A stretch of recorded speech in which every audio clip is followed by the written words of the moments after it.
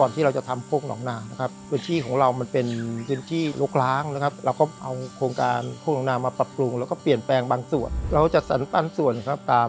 ที่เราไปศึกษาการทำเศรษฐกิจพอเพียงหรือโคกหนองนาเราปลูกนะครับหลายอย่างผักคะน้า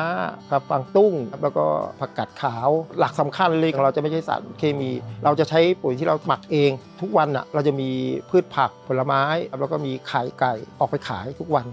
ณวันนี้มันมีการร่วมมือกับชาวบ้านทำศูนย์เรียนรู้โคกหนองนาเนี่ยในพื้นที่ของเราศูนย์เรียนรู้แห่งนี้เราได้สอนหลักเศรษฐกิจพอเพียงเพื่อจะให้หมู่บ้านอื่นตำบลอื่นและจังหวัดอื่นเอาไปใช้นะครับแล้วเขาประสบความสำเร็จผมคิดว่าผมภูมิใจในสิ่งที่เราทำนะครับที่เราทำอยู่ทุกวันนี้ครับผม